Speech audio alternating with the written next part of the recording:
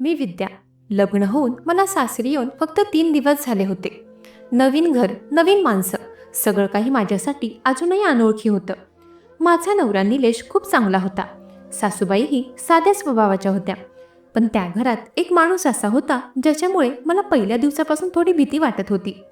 आणि तो होता माझा दीर अक्षय. अक्षय माझ्या नवऱ्यापेक्षा 2 वर्षांनी लहान होता.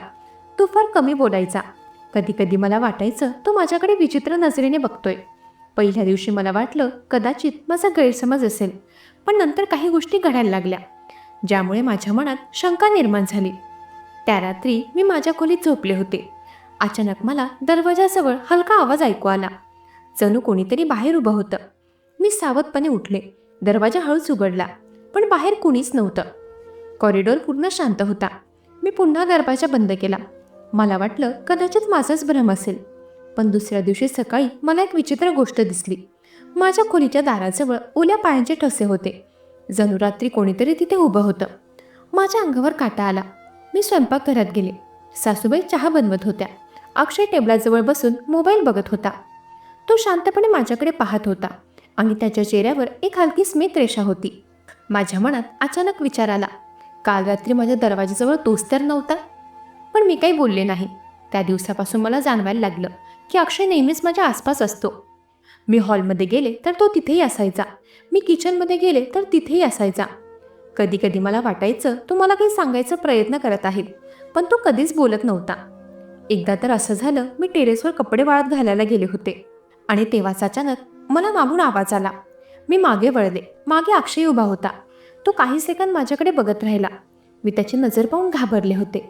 मग अचानक तो म्हणाला, वहिनी, तुम्ही या घराबद्दल सगळं जाणून घेतलं आहे का?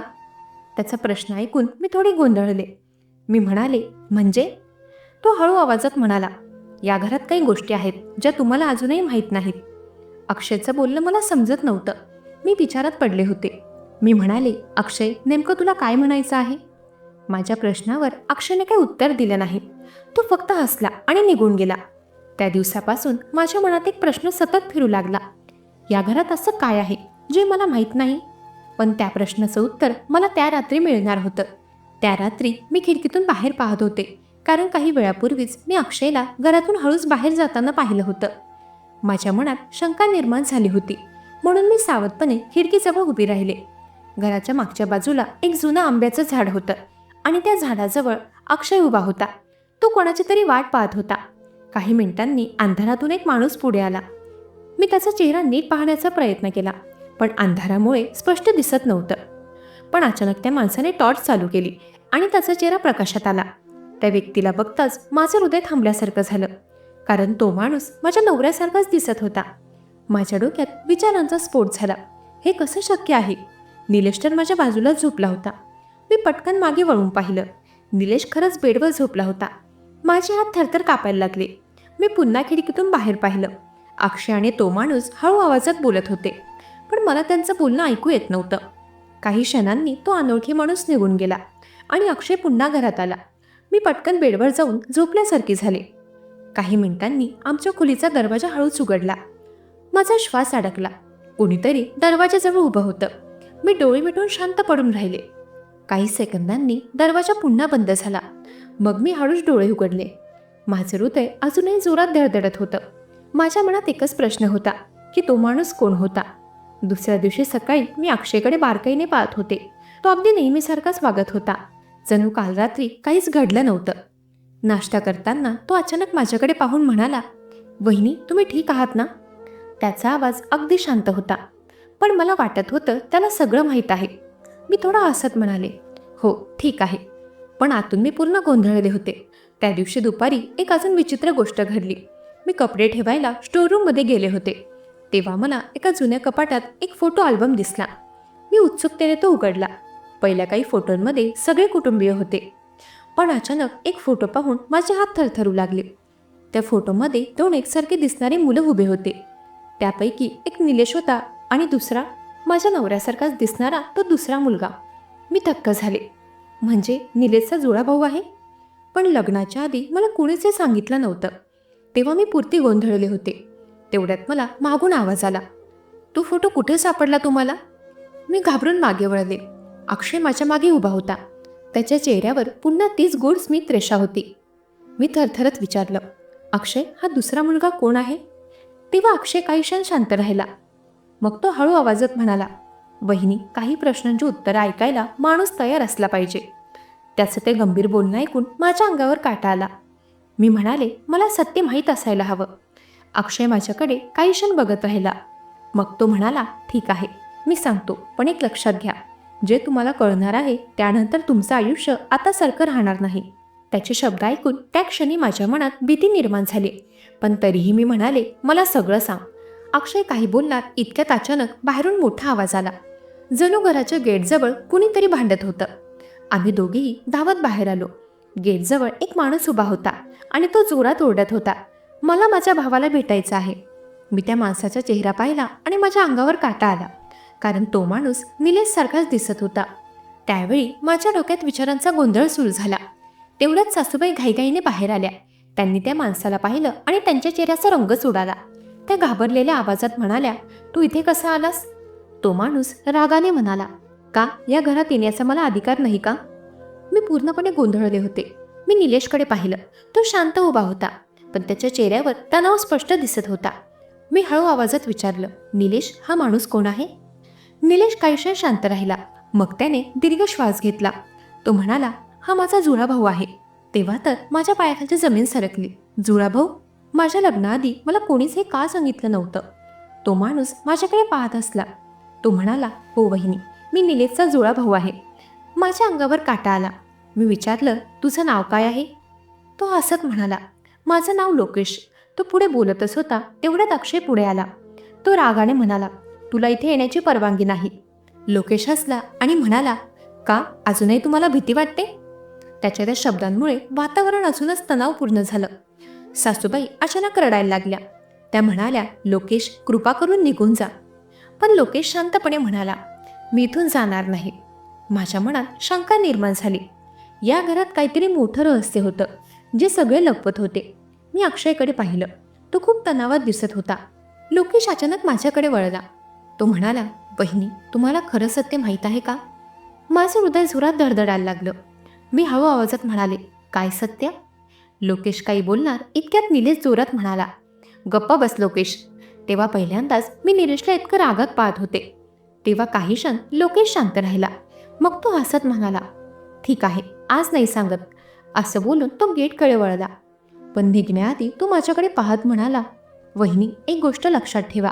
या घरात तुम्ही ज्याच्यावर सर्वात जास्त विश्वास ठेवताय तोच माणूस तुम्हाला सर्वात मोठं खोटं सांगतोय. हे बोलून तो निघून गेला. माझं मन पूर्णपणे अस्वस्थ झालं होतं. त्या रात्री घरात कोणीही नीट बोलत नव्हतं. सगळेजण शांत होते. पण माझ्या मनात लोकेशचे शब्द सतत फिरत होते. ज्याच्यावर तुम्ही सर्वात जास्त विश्वास ठेवता तोच व्यक्ती, याचा अर्थ काय होता? मी बेडवर बसून विचार करत होते. तेवढ्यात अचानक दरवाजावर हलका ठोका पडला. मी दरवाजा उघडला. अक्षय समोर उभा होता.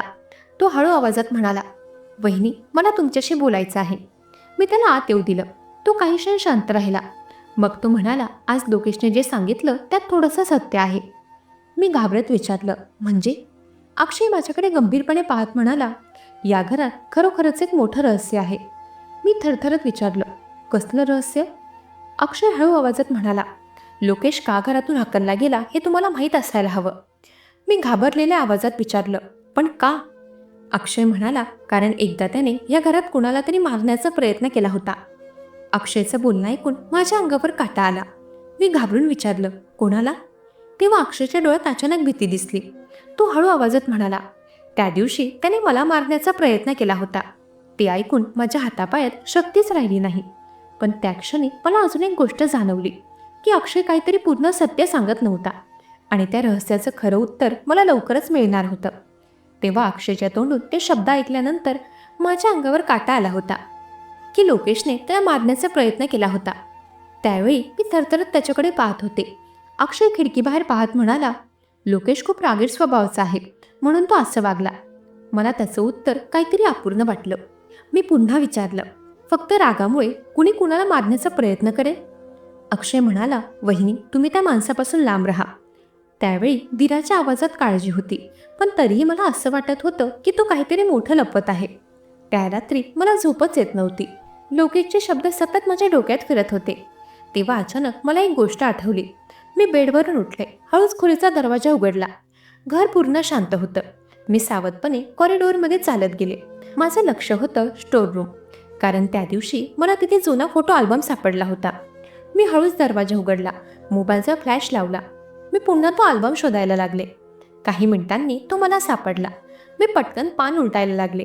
तो फोटो पाहून माझं हृदय जोरात धडधडायला लागलं. त्या फोटोमध्ये निलेश, लोकेश आणि अक्षय तिघेही होते. पण त्या फोटोच्या मागे काहीतरी लिहिलं होतं. मी फोटो उलटा केला. त्यावर लिहिलं होतं की त्या दिवशी सगळं बदललं. माझ्या मनात शंका निर्माण झाली. कोणता दिवस? मी अजून फोटो शोधायला लागले. तेवढ्यात अचानक मला मागून पावलांचा आवाज ऐकू आला. माझं हृदय थांबल्यासारखं झालं.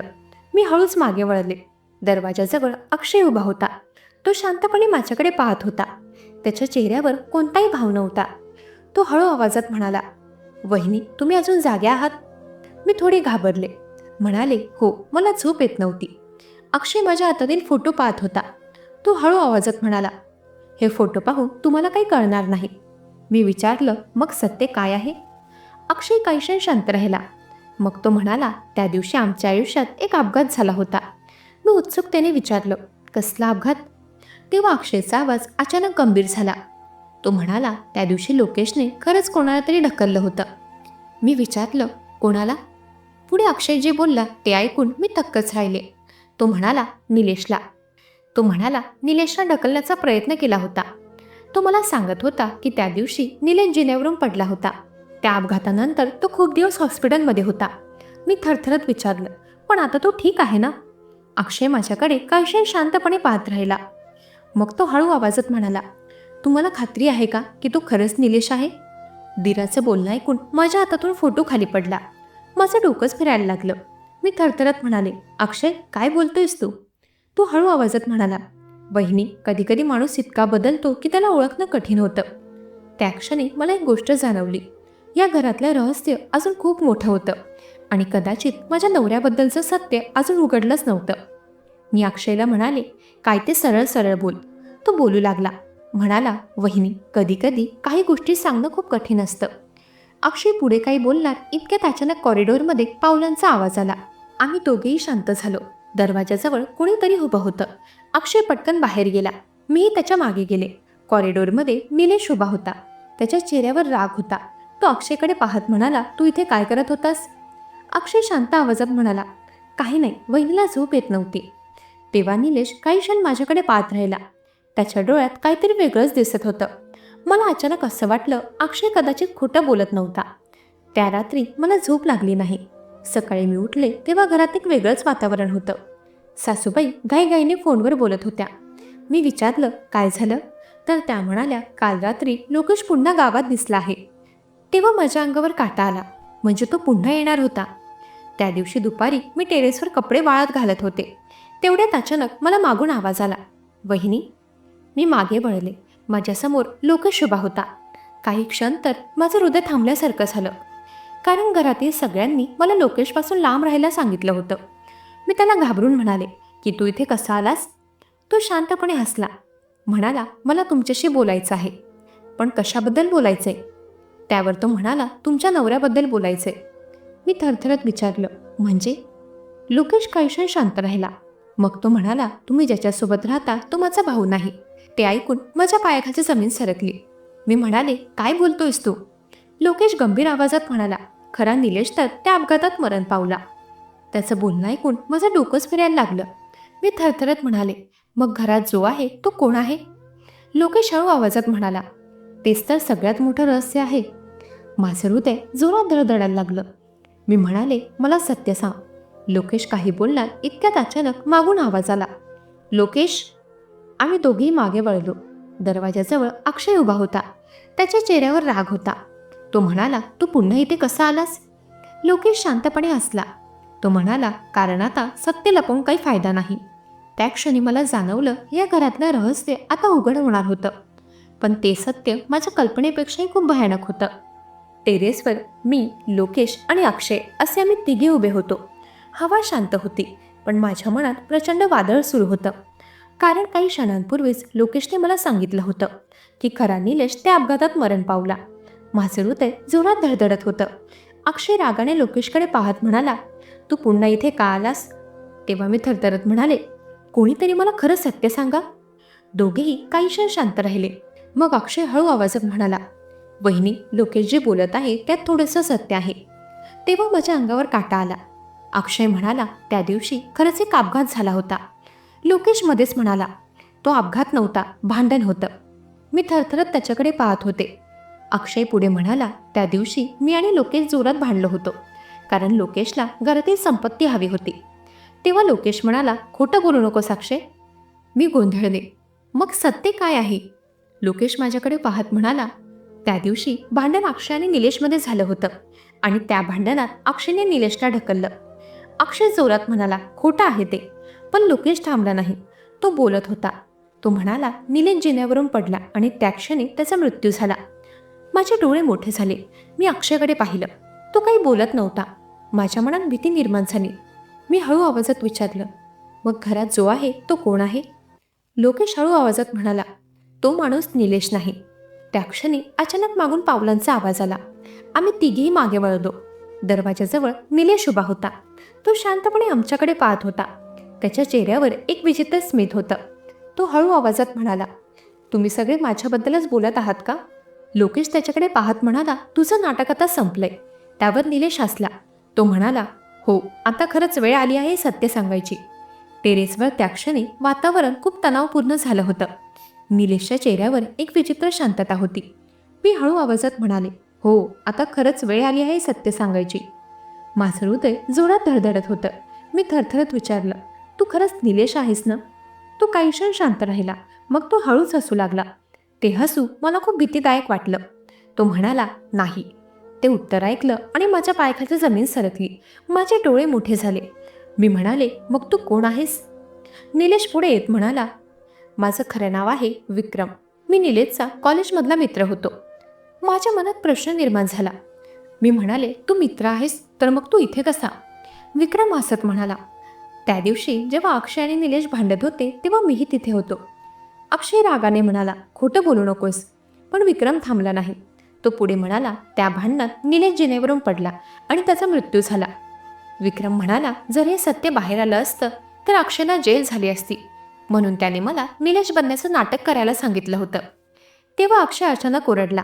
म्हणाला, मी मुद्दाम केलं नव्हतं. त्याच्या डोळ्यात अश्रू होते. तो म्हणाला, तो फक्त अपघात होता. पण लोकेश रागाने म्हणाला, पण तुम्ही सत्य लपवलं. सगळे काही क्षण शांत उभे होते. माझ्या मनात प्रचंड धक्का बसला होता. मी ज्या माणसासोबत लग्न केलं होतं तो माझा नवरा नव्हताच. मी विक्रमकडे पाहत म्हणाले, मग माझ्याशी लग्न का केलंस? विक्रम म्हणाला, कारण आता मी या घरातून जाऊ शकत नव्हतो. माझ्या डोळ्यात पाणी आलं. इतक्या मोठ्या खोट्यावर माझं आयुष्य उभं होतं. तेवढ्यात अचानक खाली गेटजवळ सायरनचा आवाज आला. पोलीस आले होते. लोकेशने आधीच सगळं पोलिसांना सांगितलं होतं. काही मिनिटात पोलिसांनी अक्षय आणि विक्रम दोघांनाही ताब्यात घेतलं. त्या रात्री सगळं संपलं होतं. माझं लग्न, माझं आयुष्य आणि त्या घरातलं सगळं खोटं. आज अनेक वर्षांनंतर मी जेव्हा त्या दिवसाची आठवण काढते तेव्हा मला एकच गोष्ट समजते की कधी कधी घरातील सगळ्यात मोठी रहस्य आपल्या सर्वात जवळच्या माणसांमध्येच लपलेली असतात. मंडळी, कशी वाटली ही कथा? ऐकत रहा मनाचे बोल.